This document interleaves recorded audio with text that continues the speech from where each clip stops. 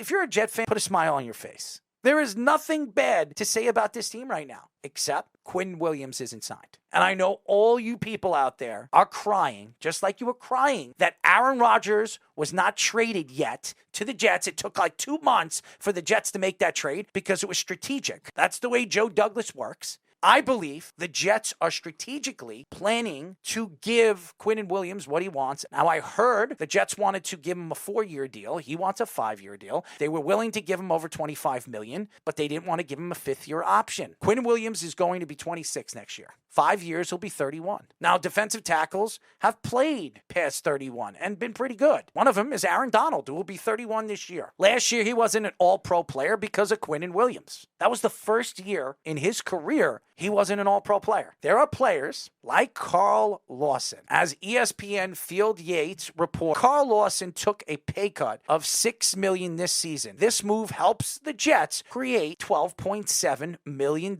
more for their cap space. Lawson was set to make $15 million in non-guaranteed money this season in the final year of his 3-year, $45 million contract. Lawson can make $3 million of that money in incentives related to sack totals and total playing time. The Jets now have $19.4 million in cap space and could have up to $40 million if the Jets and Aaron Rodgers restructure his deal. The Jets have other players they can move and clear up cap space right now, including Corey Davis, John Franklin Myers, and Dwayne Brown. The Jets are still in the process of paying Quinnen Williams, who is seeking a deal that would make him the second highest paid defensive tackle in NFL history. The only problem right now is Quinnen Williams. Over the last 20 years, there's a bunch of problems for this team. The Jets have just not won in any kind of year. Finally, this season is something to look forward to. And this Quinnen Williams thing is a small little piece. Him unfollowing the Jets doesn't matter. Lamar Jackson did this. Deebo Samuel did this. And when these guys re-sign, as Kyler Murray did too, they become friends with those teams again. So please,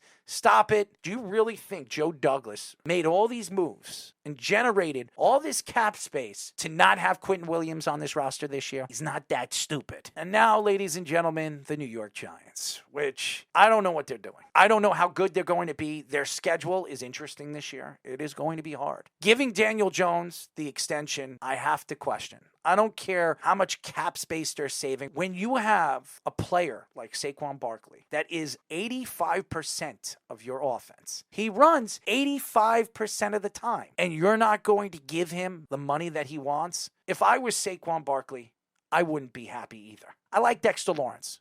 Am I giving Dexter Lawrence the contract, or I'm giving Saquon? I'm giving Saquon. I like Daniel Jones. Am I giving Daniel Jones the contract, or am I giving Saquon Barkley the contract? I'm giving Saquon Barkley the money that he wants. He is the best offensive option you have. I understand they added Hyatt, a 3rd-round pick. Some people thought was a late 1st-round, early 2nd-round pick. Hyatt's going to take a while to develop. And I understand they added Waller. He's a nice player. Are they bringing him back next year? Probably not. To play around with Saquon Barkley right now only spells trouble next year when you're going to try to sign him. And if you think that going into the season this year with an angry running back who wants his contract, that believes he deserves his contract, which I believe it, you're going to trade him. You're going to go into the season without your best offensive option. It doesn't make sense. With their schedule the way it is, we'll bring in a free agent running back. There's a bunch of them available. We'll bring in Zeke. Oh, God. They are idiots. If they really believe that they can find somebody that's going to do as much as Saquon did this year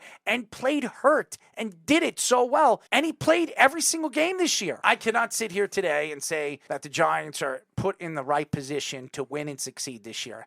And for Brandon Jacobs, I am probably going to accept that invitation to the Jets-Giants game in Week 8 because I just don't see the Giants having more wins than the Jets in the first 8 weeks. Maybe the Giants will trade Saquon Barkley and bring back Brandon Jacobs. I think they have a better chance of doing that. Maybe they should just bring in Brandon Jacobs' son, who's a 5-star recruit. Groom him early. Bring Braden in. They need offensive Our future line help. offensive lineman, Braden Jacobs. There we go. Perfect. Do something, because this team is going to have a lot of problems this year to succeed. You have a disgruntled running back who is your everything, and you're going to go into the season with an angry running back. I can't see it.